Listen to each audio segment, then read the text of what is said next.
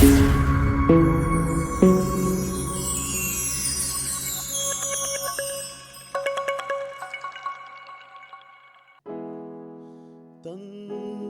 தாய்க்கு மேலானவர், ஊற்றார் நண்பர்க்கும் மேலானவர்.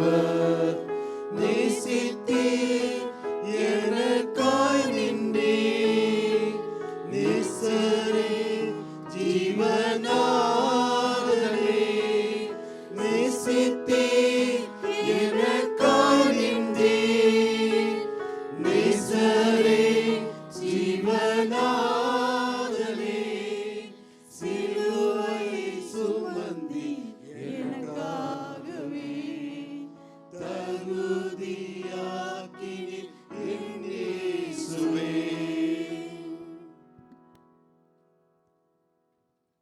அல்லேலூயா. ஆண்டவராகிய இயேசு கிறிஸ்து சிலுவிலே பேசின மூன்றாவது வார்த்தை யோவான் நற்செய்தி நூல் 19ஆம் அதிகாரம் 26-27 வசனங்கள்.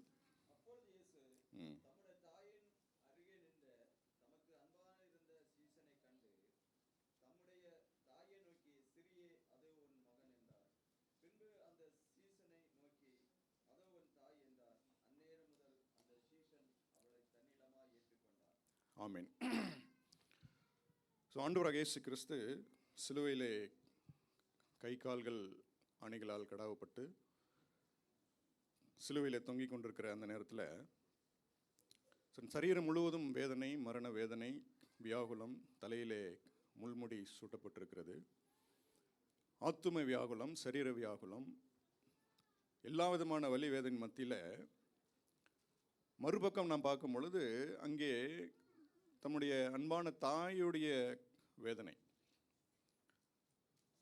மரியாளுடைய வேதனை நாம் சொல்லி முடியாது. இப்போ ஆண்டவருடைய வேதனை ஃபிசிக்கல் பெயின். அஃப்கோர்ஸ் அதாவது ஆத்தும வியாகுலமும் ஆண்டவருக்கு இருந்தது என்பதில் மாற்றமில்லை. அப்போது ப்ரிடாமினெண்ட்லாக பார்க்கும்போது ஆண்டவருக்கு சரீரத்தில் அவ்வளவு தலை முதல் கால் வரை சரீரம் முழுவதும் அணிகளால் கடாவப்பட்டு ரத்தம் ஒடிந்து கொண்டிருக்கிறது, அவ்வளவு பெயின். அப்போ அதே நேரத்தில் மறுபக்கம் தன்னுடைய தாயாருடைய வேதனை, தான் பெற்றெடுத்த பிள்ளை படுகிற வலி, வேதனை, அவமானம், பாடுகள், இதெல்லாம் மரியாள் படுகிற அந்த வேதனை நம்ம கொஞ்சம் இமேஜின் பண்ணி நாம் பார்க்கும்போது, தாய் தன் மகனுடைய மரிக்க போகிற மகன், சாதாரண மரணம் இல்லை, ஒவ்வொரு அணுவாய் அவருடைய ரத்தம் வெளியேறி கொண்டிருக்கிறது. இப்படிப்பட்ட ஒரு ஆத்தும வேதனை, மரியாளுடைய வேதனை. ஒரு பக்கம் ஆண்டவருடைய ஃபிசிக்கல் பெயின், ஆண்டவருடைய ஸ்பிரிச்சுவல் பெயின், மென்டல் ஆகனி, ஃபிசிக்கல் ஆகனி. அதே நேரத்தில் மரியாளுடைய வேதனை மிகப்பெரிய வேறு வேதனை. அப்போ மரியாளுடைய இந்த துக்கம், மரியாளுடைய இந்த வேதனை சிமியோன் தீர்க்க தரிசனமாய் சொன்ன வார்த்தை இங்கே நிறைவேறுகிறது என்பதை நமக்கு தெரியும். லூக்கா 2ஆம் அதிகாரத்தில் ஆண்டவராகிய இயேசு கிறிஸ்துவை குழந்தையாக சிமியோன் கைகளில் ஏந்தி அப்போது அவன் சொன்ன தீர்க்க தரிசனம் மரியாளை பார்த்து, உன்னுடைய ஆத்துமாவையும் ஒரு பட்டயம் உருவி போகும். அன்றைக்கு மரியாளுக்கு புரியல. அப்போது அந்த தீர்க்க தரிசனம் இங்கே நிறைவேறுகிறது. தன்னுடைய ஆத்துமாவை ஒரு பட்டயம் உருகுகிறதை போல மிகப்பெரிய ஒரு வேதனை. ஆண்டவருடைய பாடுகளை காண முடியவில்லை, சகிக்க முடியவில்லை. அப்படிப்பட்ட ஒரு வேதனை மத்தியில் தாய் ஒரு பக்கம், மகன். அப்போது ரெண்டு பேருக்குமே தெய்வகுமாரனாக இருந்தாலும் ஆண்டவராக இயேசு கிறிஸ்து மரியாளுடைய வேதனையை அவரால் தீர்க்க முடியல. 3.5 வருஷம் ஊழியம் செய்த பொழுது அநேகருடைய பாடுகளை, அநேகருடைய வேதனைகளை ஆண்டவர் நீக்கினார். ஒரு வார்த்தையில் மரித்தோரை எழுப்பினார். ஒரு வார்த்தையில் குஷ்டரோகத்தை நீக்கினார். ஒரு வார்த்தையில் வலி வேதனைகள்லாம் நீக்கினார். இன்றைக்கு கை கால்கள் கட்டப்பட்டிருக்கிறது, ஆணிகள் அடிக்கப்பட்டிருக்கிறது. தன் தாயாருடைய வேதனை தெரியும், ஆனால் அவரால் உதவி செய்ய முடியல. அதே நேரத்தில் மரியாள் பார்க்கிறார், தன்னுடைய மகன் இப்படி தொங்கிக் கொண்டிருக்கிறாரே, என் மகன் இப்படி வலி வேதனையில் இருக்கிறாருன்னா மரியாளால் ஒன்றும் பண்ண முடியல. அப்போ ஒருவருக்கு ஒருவர் ஆறுதலும் சொல்லிக்கொள்ள முடியவில்லை, ஒருவருக்கு ஒருவர் விடுதலையும் பண்ண முடியாது. அப்படிப்பட்ட ஒரு பெயின், அப்படிப்பட்ட ஒரு இக்கட்டான ஒரு சூழ்நிலை. அப்போது ஆண்டவர் வந்து தன்னுடைய இந்த வலி வேதனையின் மத்தியிலும் அவருடைய ஃபோக்கஸ் வந்து அவர் மேலே இல்லை, அவருடைய வேதனையின் மேலே, அவருடைய வலி வேதனையின் மேலே இல்லாமல் அவருடைய ஃபோக்கஸ் எங்கே போச்சு அப்படின்னா தன்னுடைய தாயார் மேலே. இவருடைய வேதனை எல்லாரும் பார்க்கக்கூடிய ஒரு ஃபிசிக்கலாக இருந்தது, ரத்தம் வடிந்து கொண்டிருந்தது, எல்லாரும் பார்க்கிறபடியான ஒரு வலி வேதனை இவருடைய வேதனை. ஆனால் தாயாருடைய வேதனை உள்ளுக்குள்ள. அப்போது தன்னுடைய வேதனையின் மத்தியிலும் ஆண்டருடைய ஃபோக்கஸ் வந்து எங்கே போச்சுன்னா தன்னுடைய தாயார் மேலே அங்கே போனது அப்படின்னு சொல்லி பார்க்குறோம். ஆண்டவர் வந்து தன்னுடைய தாயாருடைய மனவேதனையை அங்கே பார்க்குறார். அப்போ முதலாவது ஆண்டவர் வந்து தன்னுடைய தாயை தேற்ற வேண்டும் என்று சொல்லி, தன் தாய்க்கு ஆறுதல் செய்ய வேண்டும் என்று சொல்லி முதலாவதாக வந்து ஆண்டவர் சொல்கிறார், தன்னுடைய ஒரு மூத்த மகனாக தன் தாயாருக்கு செய்ய வேண்டிய கடமை செய்யணும் அப்படின்னு சொல்லி, தன்னுடைய கடமை, அவங்களுக்கு செய்ய வேண்டிய கணம், அவங்களுக்கு செய்ய வேண்டிய கடமை, தன்னுடைய பொறுப்புகளை நிறைவேற்றணும். இந்த உலகத்தில் எனக்கு கொடுக்கப்பட்டிருக்கிற இந்த நாட்கள் மணி துளிகள் வந்து குறைஞ்சிக்கிட்டே வருது, முடிய போகுது, சீக்கிரம் அந்த கிளாக் வந்து 0க்கு வரப்போகிறது. அப்போ இந்த உலகத்தில் செய்ய வேண்டிய பணிகள், மீட்பின் பணி நிறைவேறப் போகிறது. அதற்கு முன்பாக தன் தாயாருக்கு செய்ய வேண்டிய கணம், தன் தாயாருக்கு செய்ய வேண்டிய பொறுப்பு, இவைகளை செய்து முடிக்கணும் அப்படின்னு சொல்லி ஆண்டவர் அந்த காரியத்தை, தன் தாயாருக்கு செய்ய வேண்டிய கணத்தை ஆண்டவர் செய்தார் அப்படின்னு சொல்லி பார்க்கணும். இன்றைக்கு வந்து நாம் வாழ்ந்து கொண்டிருக்கிற இந்த காலங்கள் எப்படிப்பட்ட ஒரு கொடுமையான காலங்களில் நாம் வாழ்ந்து கொண்டிருக்கிறோம் அப்படின்னு சொல்லி நம்ம எல்லாருக்கும் தெரியும். எத்தனை வயதான தாய்மார்கள், இவ்வளவு காரியங்களெல்லாம் நம்ம வந்து செய்தியில் பார்க்குறோம், நியூஸில் வந்து பார்க்குறோம். சாலையோரத்தில் பிச்சை எடுத்துக்கொண்டு அமர்ந்திருக்கிற வயதான தாயார்.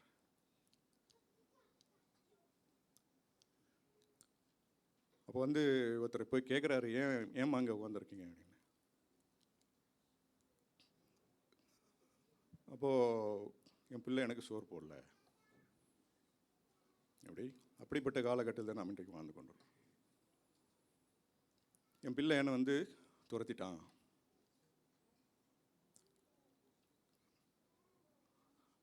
அதாவது மனநலம் குன்றின ஒரு தாயார். அவங்கள வந்து பிள்ளை வந்து சங்கிலியில் கட்டி வச்சிருக்காரு வீட்டில். இதுதான் இன்றைய நிலை, வயதான அநேக தாய்மாருடைய நிலை. பிள்ளை வசதியாக தூரத்தில் இருக்கிறாரு, தன் தாய்க்கு வந்து ஒரு ஃபோனை போட்டு எப்படி இருக்கிறீங்கன்னு கேட்டு பல மாதங்கள் ஆகும். அப்படிப்பட்ட பிள்ளைகள்லாம் இருக்கிறாங்க இன்னைக்கு. ஆமீன். அப்படிப்பட்ட ஜென்ரேஷனுக்கு, அப்படிப்பட்டு வளர்ந்து வருகிற இந்த ஜென்ரேஷன் வந்து நிறைய வளர்ந்து கொண்டிருக்கு, பெருகி கொண்டிருக்கிறது உலகம் முழுவதும். அப்படிப்பட்ட ஜென்ரேஷனுக்கு ஆண்டவர் கொடுத்த ஒரு பவர்ஃபுல்லான ஒரு மெசேஜ் தான் இது. பவர்ஃபுல்லான ஒரு மெசேஜ். இந்த 3ஆம் வார்த்தை வந்து வெறும் வார்த்தை கிடையாது. இந்த 3ஆம் வார்த்தை வந்து எஸ் அக்காம்ப்ளிஷ்ட் அ மிஷன். இந்த 3ஆம் வார்த்தை வந்து வெறும் வார்த்தையோடு ஆண்டவர் சொல்லிவிட்டு இந்த வார்த்தை முடிந்தது என்று ஆண்டவர் சொல்லவில்லை. ஒரு பெரிய ஒரு பொறுப்பை, ஒரு பெரிய ஒரு கடமையை ஆண்டவர் அங்கே செய்து முடித்தார் அப்படின்னு சொல்லி நாம் பார்க்குறோம். ஏனென்றால் ஆண்டவர் வந்து மரியாளை பார்த்து, ஸ்திரீயே அதோ உன் மகன், யோவானை பார்த்து அதோ உன் தாய் என்று சொல்லி முடித்த அந்த நேரமே இந்த வார்த்தை வந்து செயல்பாட்டில் வந்து விட்டது. ஆண்டவர் சொல்லி முடித்தவுடனே அந்த நேரமே யோவான் மரியாளை தன்னிடமாக சேர்த்து கொண்டார். இந்த 7 வார்த்தையில் பார்க்கும்போது the only word which had immediate effect. இப்போ பிதாவே இவர்களுக்கு மன்னியும் அப்படின்னா ஆண்டவர் உடனே மன்னிக்கலையா அப்படின்னு சொல்லி நமக்கு, ஆண்டவர் பிதா மன்னிச்சிருப்பார். ஆண்டவராக இயேசு கிறிஸ்து மன்னித்திருப்பார். இது வந்து நம்ம வெளியில் தெரியல இல்லையா, இது ஸ்பிரிச்சுவலாக நடந்திருக்கும். மன்னிக்கிறவருக்கு தான் தெரியும், மன்னிப்பை பெற்றவர்களுக்கு தான் தெரியும் மன்னிச்சிட்டார் என்ன ஆண்டவர் அப்படின்ட்டு. எக்ஸ்பிளிசிட்டாக வந்து நமக்கு தெரியாது, வெளியில் தெரியாது. இன்றைக்கு நீ என்னுடைய கூட பரதீசில் இருப்பாய் அப்படின்னா அந்த வார்த்தை சொல்லி முடிக்கிறாரு. It is going to take some more time இல்லையா, அந்த அந்த வார்த்தை நிறைவேறுவதற்கு கொஞ்சம் நேரம் ஆக போகிறது. ஏனென்றால் அவர் மறிக்கணும், ஆண்டவர் மறிக்கணும், 2 பேரும் பரதீசில் போகணும். அப்போ இது யாருக்கும் தெரியல. எஸ், இட் ஹஸ் ஹேப்பன், பட்டு அது வெளியில் யாருக்கும் ஓப்பனாக வந்து அது தெரியல. ஆனால் த ஒன்லி வேர்ட், இதோ உன் மகன் இதோ உன் தாய் என்று சொல்லி முடித்த உடனே அந்த நேரமே அந்த வார்த்தை நிறைவேறினது. மிகப்பெரிய ஒரு பொறுப்பை அங்கே வந்து ஆண்டவர் செய்து முடித்தார் அப்படின்னு சொல்லி நாம் பார்க்குறோம்.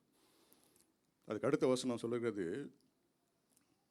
28ஆம் வசனத்தை கூட நம்ம வாசிப்போம். அதன் பின்பு எல்லாம் முடிந்தது என்று இயேசு அறிந்து வேத வாக்கியம் நிறைவேறத்தக்கதாக தாகமாய் இருக்கிறேன் என்றார். சரி, நான் அடுத்த அந்த வார்த்தைக்கு நான் போல. அதன் பின்பு எல்லாம் முடிந்தது என்று இயேசு அறிந்து, எல்லாம் முடிந்தது என்று இயேசு அறிந்து, அதாவது இதை செய்து முடித்த உடனே ஆண்டவருக்கு வந்து ஒரு மிகப்பெரிய ஒரு சாட்டிஸ்ஃபேக்ஷன் வந்துச்சு. எல்லாம் முடிந்தது, நான் செஞ்சு முடிச்சிட்டேன். ஒரு பக்கம் மீட்பின் பணியை செய்து முடித்தேன், அதை காட்டும் மிகப்பெரிய ஒரு பணி, என் தாயாருக்கு செய்ய வேண்டிய கடமை நான் செய்து முடித்தேன் என்று சொல்லி இயேசு அறிந்தது பிறகுதான் அவர் முடிந்தது என்று சொல்லி ஆண்டவர் சொன்னார் அப்படின்னு சொல்லி நான் பார்க்கிறோம். பழைய ஏற்பாட்டில் நாம் வேதத்தில் வாசிக்கிறோம், பூமியிலே உன் வாழ்நாட்கள் நீடித்திருப்பதற்கு உன் தாயும் உன் தந்தையும் கனம் பண்ணுவாயார். பூமியிலே வந்து ஆண்டுடைய வாழ்நாள் முடிய போகிறது. எனக்கு கொடுக்கப்பட்ட அந்த ஆயுசு நாட்கள் முடிய போகிறது. ஒரு சில மணித்துளிகள் தான் இருக்கிறது. அதற்குள்ளாக தன் தாயை எப்படி ஆண்டவர் கனம் பண்ணார், தன் தாய்க்கு செய்ய வேண்டிய கடமைகளை வந்து ஆண்டவர் எவ்வளவு அழகாக ஆண்டவர் வந்து செய்தார் அப்படின்னு சொல்லி நாம் வாசிக்கிறோம். சில நினைக்கலாம், ஆண்டவர் வந்து இந்த வசனத்தில் ஸ்திரீயேன்னு சொல்லி கூப்பிட்டாரு, கனவீனமான ஒரு வார்த்தையை வந்து ஆண்டவர் சொல்லியிருக்காரு அப்படின்னு சொல்லி சில நினைக்கலாம். ஆனால் ஒரிஜினலாக வந்து அந்த மூல பாஷையிலே வந்து அன்றைக்கு இருந்த லாங்குவேஜில் அன்றைக்கு இருந்த காரியத்தில் வந்து மிகவும் ஒரு கனம் பொருந்திய ஒரு வார்த்தை ஸ்திரீயே அப்படின்னு சொல்கிறது. இப்போ வந்து எப்படி ஒருத்தரை சார்னு கூப்பிட்றோமோ, எப்படி ஒரு ஸ்திரீயை வந்து மேடம் அப்படின்னு சொல்லி அழைக்கிறோமோ, அதை போன்ற ஒரு கனமான ஒரு வார்த்தை தான் வந்து இந்த ஸ்திரீயே என்ற வார்த்தை அப்படின்னு சொல்லி நாம் பார்க்குறோம். சரி, இப்போ வந்து ஆண்டவர்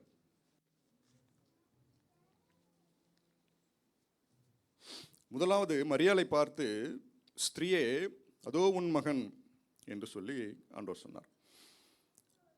அப்போது இந்த வார்த்தையை நான் பார்க்கும்போது அதோ அப்படின்னு சொன்னால் உடனடியாக வந்து நம்முடைய பாடி லாங்குவேஜ் எப்படி இருக்கும்? அதோ என்று சொல்லும்பொழுதே உடனே கை அங்கே போகணும் இல்லையா? அதோன்னு சொன்னால் ஏதோ அப்படின்னு சொல்லி எங்கே அப்படின்னு சொல்லி காட்டினா நமக்கு ஆட்டோமேட்டிக்காக நம்ம கை அங்கே காமிக்கணும். அதோன்னு சொன்னால் எங்கே அப்படின்னு சொன்னால் நம்முடைய கை அங்கே போகும். அப்போது 2 கையும் வந்து ஆணிகளால் அடிக்கப்பட்டிருக்குது, கால்கள் ஆணிகளால் அடிக்கப்பட்டிருக்கு, தலையை வந்து திருப்ப முடியாது. அப்போது எப்படி வந்து ஆண்டவர் வந்து மரியாளுக்கும் யோவானுக்கும் எப்படி அழகாக ஆண்டவர் எப்படி கம்யூனிகேட் பண்ணார் அப்படின்னு சொல்லி பார்க்கும்போது ரொம்ப ஒரு ஆச்சரியமான ஒரு காரியமாக இருக்குது. அங்கே வந்து 3 மரியார்கள் இருந்தாங்க அங்கே இல்லையா? இயேசுவின் தாயாக மரியாள், மகதலேனா மரியாள், இன்னொருத்தர் கிளையோப்பா என்கிற அவருடைய தாயார், 3 மரியார்கள் இருந்தாங்க. அப்போது ஸ்திரீயே, இப்போ ஒரு வேளை மரியாளே அப்படின்னு கூப்பிட்டுருந்தா இப்போ 3 பேரும் திரும்பி பார்த்துருப்போம் இல்லையா? அப்போது எப்படி கம்யூனிகேட் பண்ணாருன்றது நம்ம ப்ராக்டிக்கலாக நம்ம யோசித்து பார்க்கும்போது, அப்போது ஸ்திரீயே அப்படின்னு கூப்பிட்ட உடனே மரியாள் கரெக்டாக பார்த்துட்டாங்க. அப்போ எப்படி இது நடந்திருக்கும் இல்லை? ப்ராக்டிக்கலாக நம்ம யோசித்து பார்க்கும்போது இந்த நாட்களில் அந்த சிலுவை வந்து ஏறக்குறைய 9-9.5 அடி உயரம் இருக்கும். அந்த சிலுவை வந்து சிலுவை அவ்வளோ உயரம். அந்த சிலுவை வந்து மிகவும் மேடான ஒரு மலையில் மேடான ஒரு இடத்துல தான் வந்து அந்த சிலுவை வந்து அங்கே நாட்டப்பட்டிருந்தது. ஏனென்றால் போகிறவர்கள் எல்லாரும் வந்து அதை பார்க்கணும். அப்போ அவ்வளோ உயரமான ஒரு சிலுவையில் மேலே ஆண்டவர் தொங்கி கொண்டிருக்கிறார். அப்போது கரெக்டாக வந்து ஆண்டவர் இந்த கம்யூனிகேஷனை வந்து கையை நீட்ட முடியாது. அப்போ ஒரே வே ஆஃப் கம்யூனிகேஷன் வந்து ஆண்டவருடைய பார்வை மட்டும்தான் இல்லையா? பார்வை மாத்திரம்தான். அப்போது மரியாளை வந்து அந்த அந்த பார்வையின் மூலமாகத்தான் வந்து ஆண்டவர் கம்யூனிகேட் பண்ணார். அப்போ யோசிச்சு பாருங்கள், மரியாள் வந்து எவ்வளோ க்ளோஸாக வந்து அந்த சிலுவைக்கு எவ்வளோ க்ளோஸாக நின்றுட்டு இருந்திருப்பாங்க. இப்போ மரியாளுடைய பார்வை முழுவதுமாக வந்து ஆண்டவராக இயேசு கிறிஸ்துவின் முகத்தையே நோக்கி பார்த்து கொண்டிருந்தது என்பதைத்தான் இது சொல்லுகிறது. ஒரு நொடி பொழுதாகிலும் இல்லை, ஆண்டவர் எப்போனா மறிக்க போகிறார், என் மகன் என்ன நினைக்கிறார், என்ன சொல்ல போகிறார், யாருக்கோ ஏதோ சொல்கிறாரு இல்லையா? அப்போது மரியாளுடைய பார்வை முழுவதும் வந்து ஆண்டவராக இயேசு கிறிஸ்துவையே நோக்கி. அப்போது மரியாள் வந்து she was so close to the cross. சரி, மரியாளை வந்து கம்யூனிகேட் பண்ணியாச்சு. அடுத்து யோவானை எப்படி கூப்பிட்றது இல்லையா? இப்போ பேதுரு மற்ற சீஷர்கள்லாம் வந்து அட்ரஸே இல்லை, இப்போ அவங்களாம் எங்கே இருக்காங்கன்னே தெரியல. அப்போது அடுத்து அவருக்கு வெறும் கண்களை மாத்திரம்தான் பார்க்க முடியும். அடுத்து கண்ணை நோக்கி பார்க்கும்போது, திருப்பி பார்க்கும்போது தலையை திருப்பினாரா அப்படின்னு தெரியல. அடுத்த பார்வை கண்கள் வந்து மாறின உடனே அது யார் மேலே பதிஞ்சதுன்னா யோவான் மேலே தான் பதிஞ்சது. அப்போது இட் கோஸ் ஒரு நேச்சுரலாக வந்து ஏன் மரியாதை வந்து யோவானிடத்தில் கொடுத்தார் அப்படின்னா, both were so close to the cross. மரணம் நேரிடுதகராக இருந்தாலும் ஒரு வேலைக்காரிக்கு பயந்து ஓடின பேதுரு எங்கே போனார் அப்படின்னு தெரியல. அப்போ சிலுவை அண்டியில் வந்தால் இயேசுவின் பின்னாக வந்தால் என்னையும் பிடிச்சிப்பாங்க அப்படின்னு சொல்லி ஒரு மரண பயமெல்லாம் இருந்தது யோவானுக்கு. ஆனாலும் கூட he was so close to the cross. அவருடைய கண்களும் இயேசுவையே நோக்கி பார்த்து கொண்டிருந்தது அப்படின்னு தான் வாசிக்கும். அப்போது இந்த ஒரு பார்வையிலே மாத்திரம் வந்து ஒரு பக்கம் தாயினுடைய அன்பு, இன்னொரு பக்கம் சகோதரனுடைய அன்பு, இடையிலே வந்து தேவனுடைய அன்பு. தன்னுடைய அன்பான தாயாரை தன்னுடைய அன்பான சீஷனிடத்தில் ஒப்புவித்தார் அப்படின்னு சொல்லி நாம் பார்க்கணும். ஏன் மற்ற சீஷனிடத்தில் ஒப்புவிக்கல? ஒருவேளை வந்து மரியாளுக்கு வந்து ஆண்டவராக இயேசு கிறிஸ்துக்கு அப்புறம் நிறைய பிள்ளைகள் பிறந்தாங்க இல்லையா? இயேசு கிறிஸ்துவுக்கு சகோதரர்கள் இருந்தார்கள், யோசே, சீமோன் அப்படிலாம் இருந்தாங்க இல்லையா? அப்போது சகோதரிகளும் இருந்தாங்க. அப்போது அந்த உலக பிரகாரமாக வந்து மரியாளை பராமரிப்பதற்கு இருக்கிறாங்க, ஆட்கள் இருக்கிறாங்க. அப்போ ஏன் வந்து இன்னொருத்தரை வந்து தேடுறாரு ஆண்டவர் இல்லையா? தன் தாயை ஏன் வந்து யோவானிடத்தில் ஒப்புவிக்க வேண்டும்? எல்லாரும் நல்லா பார்த்துப்பாங்களே. அவருடைய சகோதரர்கள் எல்லாருமே வந்து நம்ம வேதத்தில் வாசிக்கிறோம், அவர்கள் யாரும் ஆண்டவராக இயேசு கிறிஸ்துவை மேசியாவாக அங்கீகரிக்கவில்லை, ஏற்றுக்கொள்ளவில்லை. நம்ம சுவிசேஷத்தில் வாசிக்கிறோம், அவருடைய சகோதரரும் அவரை விசுவாசியாதபடியினால் அவர்கள் இப்படி சொன்னார்கள். அப்போ ஆண்டவருக்கு வந்து மரியாளை தன்னுடைய அன்பின் தாயாரை ஒரு அவிசுவாசிகளுடைய கைகளிலே ஒப்பு கொடுத்து போகிறதுக்கு ஆண்டவருக்கு விருப்பமில்லை. இரத்த சம்பந்தப்பட்ட உறவாகி காட்டிலும் பரலோகத்தினுடைய உறவு தான் கடைசி வரைக்கும் நிற்கும். ஆகவே தான் வந்து யோவான் இடத்துல கொடுத்தார். யோவான் மாத்திரம்தான் வந்து இந்த 12 சீஷர்களில் யோவான் தான் யங்கஸ்ட்டு. அவர் தான் வந்து ஒரு இயற்கையான மரணத்தை வந்து அடைய போகிறார் என்று சொல்லி ஆண்டவர் ஏற்கனவே சொல்லிட்டார். இயற்கையான மரணம் வந்து யோவானுக்கு மாத்திரம்தான். அப்போது மரியாள் வந்து மரிக்கும் வரை அவரை பாதுகாப்பதற்கு வந்து ஒருத்தர் வேணும். சிலுவையில் தொங்கிக் கொண்டிருக்கிற பொழுது கூட ஆண்டவர் எவ்வளவு மேலான ஒரு காரியத்தை, இவ்வளவு மேலான ஒரு மிகப்பெரிய ஒரு கணத்தை வந்து தன்னுடைய தாயாருக்கு அவர் செய்து முடித்தார் அப்படின்னு சொல்லி நாம் பார்க்குறோம். பெந்தைகோஸ்தே நாளில் சீஷர்களோடு கூட இயேசுவின் தாயாகிய மரியாளும் அங்கே இருந்தார் அப்படின்னு சொல்லி நாம் வாசிக்கிறோம். ஸ்திரீயே, அதோ உன் மகன், அதோ உன் தாய். இந்த ஒரே வார்த்தையில் 2 பேருக்கும் வந்து சொல்ல வேண்டியதை வந்து ஆண்டவர் தெளிவாக சொல்லிட்டார். இதுக்கு மேலே வந்து டீட்டெயிலாக பேச முடியாது இல்லையா? யோவானை பார்த்து, பாமா எங்கள் அம்மாவை நல்லபடியாக பார்த்துக்கோ, அவங்க பசி தாங்க மாட்டாங்க, வேலைக்கு மருந்து மாத்திரை கொடு, அவங்களுக்கு இந்த காரியங்கள்லாம் இருக்குது அப்படிலாம் டீட்டெயிலாக பேசக்கூடிய நேரம் இல்லை. அதே போல் மரியாளிடத்திலும் சொல்லி எல்லாம் பேசக்கூடிய விஷயமே இல்லை. ஆனால் ஒரே ஒரு வாரத்திலே சொன்னார், ஸ்திரீயே, அதோ உன் மகன். இனிமேல் வந்து ஒரு மூத்த மகனாக நான் செய்ய வேண்டியது எல்லாம் அவன் தான் செய்வான். யோவானை பார்த்து, அதோ உன் தாய், இவள் தான் உன் தாய். இந்த ஒரு வார்த்தையில் ஒருத்தருக்கு ஒருத்தர் என்னென்ன கடமைகளை செய்ய வேண்டும் என்பதை எல்லாமே கம்ப்ளீட்டாக டீட்டெயில்டாக சொல்லிட்டார். அந்த நேரம் முதல் கொண்டு யோவான் மரியாளை தன்னிடமாக சேர்த்து கொண்டார். It is not just a word, it is accomplishment of a big mission accomplished அப்படின்னு சொல்லி நம்ம சொல்லலாம். அப்போது இந்த வசனத்தில் இதுதான் நடந்தது. ஆக்சுவலாக சிலுவையில் தான் நடந்தது. இதில் ஆவிக்குரிய கண்ணோட்டத்தில் நான் பார்க்கும்பொழுது, இப்போ சபை, அதாவது தாய், எனக்கு தாய் யார், சகோதரர் யார் அப்படின்னு சொல்லி ஆண்டவர் ஒரு இடத்துல சொல்கிறார். அது மாத்திரம் வாசித்து நம்ம முடிக்கலாம். மத்தேயு 13:48-49 வசனத்தை வாசிங்க. மத்தேயு 13.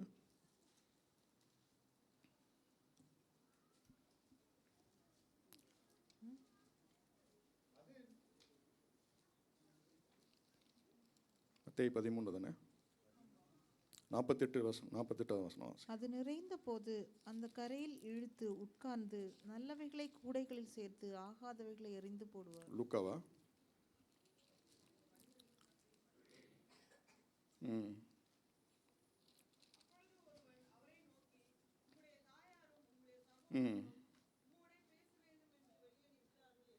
ஓகே.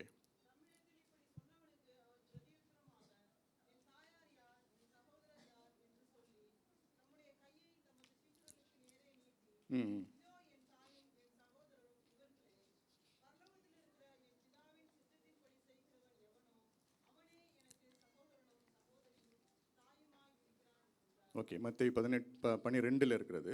சரி, இப்போது பரலோகத்தில் இருக்கிற என்னுடைய சித்தத்தின்படி செய்கிறவர்களே எனக்கு தாயாரும் எனக்கு சகோதரரும் சகோதரிகளாக இருக்கிறார்கள் அப்படின்னு சொல்லி சொல்கிறார். அப்போது இதை சபையை தான் ஆண்டவர் இங்கே சொல்கிறார். பரலோகத்தில் இருக்கிற சித்தத்தின்படி என்னுடைய வார்த்தையின்படி செய்கிறவர்களே எனக்கு தாயாரும் எனக்கு சகோதரர்களுமா இருக்கு. அப்போ நம்ம எல்லாரும் ஆண்டவரை விசுவாசிக்கிற நம்ம எல்லாரும் தான் ஆண்டவருக்கு தாயை போல் இருக்கிறார்கள் அப்படின்னு சொல்லி நான் பார்க்கணும். அப்போது ஆண்டவர் இந்த தன்னுடைய பாடு மரணத்தை முடித்து உயிர்த்தெழுந்து போகிற பொழுது எப்படி மரியாளை யோவானிடத்தில் ஒப்புவித்தாரோ அதை போல சபையை ஆண்டவர் ஒருத்தர்கிட்ட ஒப்புவித்தார். யார்கிட்ட ஒப்புவித்தார்? ஆண்டவர் போகும்போது சபையை யார்கிட்ட ஒப்பு கொடுத்தார்? ஹோலி ஸ்பிரிட் கிட்ட ஒப்பு கொடுத்தார். ஆமேன், ஆமேன் சொல்லுவோம். அல்லேலூயா. ஆண்டவர் பரமேறி போகிற பொழுது, நீங்கள் பிதாவின் வாக்குத்தத்தம் நிறைவேறுவதற்கு நீங்கள் எருசலேம் விட்டு போகாமல் எருசலேமிலே காத்திருங்கள். That is the time I am going to deliver you to the hands of the holy spirit. பிதாவின் வாக்குத்தத்தம் என்பது யோவேல் 2:28 சொல்லப்பட்டது. மாம்சமான யாவர் மேலும் என் ஆவியை நான் ஊற்றுவேன். அப்போ அந்த இடத்துல மரியாளோடு கூட சீஷர்கள் எல்லாரும் அமர்ந்திருக்கிறார்கள். பெந்தகோஸ்தே என்னும் நாளில் 2ஆம் அதிகாரம் அப்போஸ்தலரில் நாம் வாசிக்கும் பொழுது பரிசுத்த ஆவியானவர் அக்கினிமயமாக இறங்கி சபையை முழுவதுமாக நிரப்பினார். ஆமேன். நான் வாசிப்போம். அப்போஸ்தலர் 9:31 வாசிப்போம். அப்போஸ்தலர் 9:31. அப்பொழுது யூதேயா, கலிலேயா, சமாரியா நாடுகளில் எங்கும் சபைகள் சமாதானம் பெற்று பக்தி விருத்தி அடைந்து கர்த்தருக்கு பயப்படுகிற பயத்தோடும் பரிசுத்த ஆவியின் ஆறுதலோடும் நடந்து பெருகின. ஆமென். சபைகள் சமாதானம் பெற்றது, பக்தி விருத்தி பெற்றது, பரிசுத்த ஆவியினுடைய ஆறுதலோடு கூட வளர்ந்து பெருகினது. ஆமென். பரிசுத்த ஆவியானவர் கரத்தில் சபையை ஒப்புவித்ததுனால இன்றைக்கு வரைக்கும் சபையை வளர்ந்து பெருகி கொண்டிருக்கு. இன்றைய நாள் வரைக்கும். ஏனென்றால் 1ஆம் நூற்றாண்டிலே சபையை முழுவதுமாக காலி பண்ணுவதற்கு பல அதிபதிகளும் பல ராஜாக்களும் பல ஜாம்பவான்களும் எழுப்பினார்கள். சபதமிட்டார்கள், கிறிஸ்துவன் என்ற பெயரை இராது அப்படின்னு சொல்லி. ஆண்டவர் மரியாளை அன்பான சீஷனிடத்தில் ஒப்புவித்ததைப் போல சபையை பரிசுத்த ஆவியானவருடைய கரங்களில் ஒப்புவித்தார். இன்றைக்கும் சபைகள் வளர்ந்து பெருகி கொண்டிருக்கிறது. எங்கெல்லாம் அடக்குமுறைகள் இருக்கிறோம் அங்கெல்லாம் சபைகள் வளர்ந்து பெருகி கொண்டிருக்கிறது. The only reason is it is in the safe hands of our Holy Spirit. மணவாளன் வரும்பொழுது சபையை மணவாட்டியாய் அலங்கரித்து கொடுப்பதற்கு பரிசுத்த ஆவியானவர் கரங்களிலே சபையை வைத்திருக்கிறார்.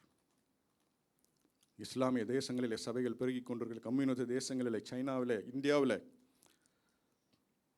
ஒரு எக்ஸ்ப்ளோசிவ் growth வந்து இன்றைக்கு இருக்கிறது. அடக்குமுறைகள், பன்றுகள் ஒரு விதத்தில் செய்து கொண்டிருந்தாலும் கூட சபை வளர்ந்து சமாதானம் பெற்று ஆறுதல் அடைந்து பெருகி கொண்டது. ஏனென்றால் அவருடைய தாயும் சகோதரரும் போல இருக்கிற சபையானது பரிசுத்த அவனுடைய சேஃப் ஹேண்ட்ஸில் இருக்கிறது. கர்த்தர் தாமே நம்மை ஆசீர்வதிப்பாராக. ஆமென்.